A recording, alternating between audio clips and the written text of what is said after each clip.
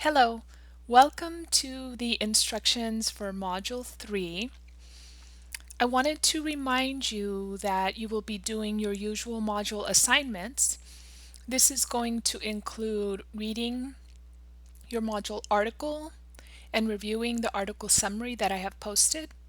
You should also be reviewing the PowerPoints for this module. And then you will be completing your module video response, module discussion board, and your module quiz. If you have any questions about these assignments, please reach out to me.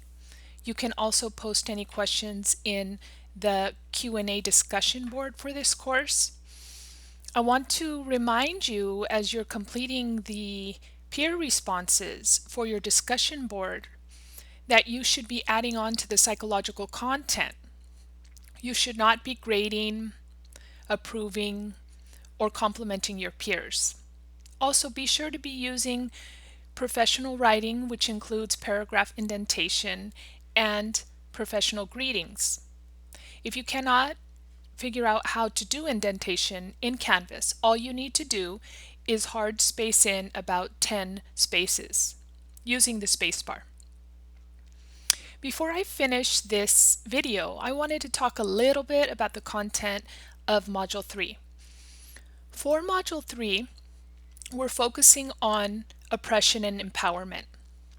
I posted a really important piece, which is Sue's article on microaggressions.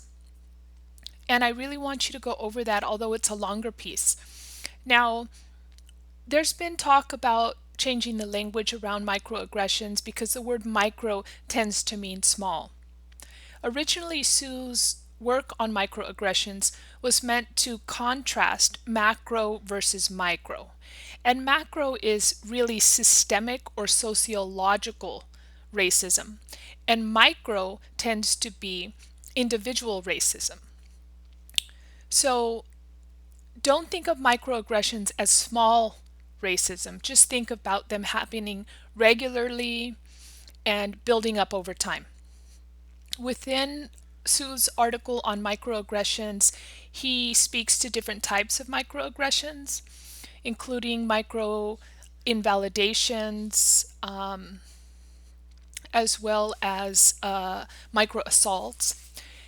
I want you to keep in mind that Sue is originally trained as a clinician. That means that he was doing therapy. So the focus of his work really is on developing culturally appropriate clinical therapy. But we can use this work as the basis for understanding issues of oppression and empowerment. The article provides different ways of disarming microaggressions, and that really focuses on the empowerment of people who are consistently experiencing these microaggressions on a daily basis.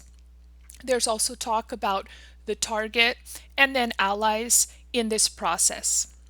Lastly, an important bridge to social psychology is the idea of the bystander, meaning what is it that a person does as they're observing somebody else experiencing microaggressions?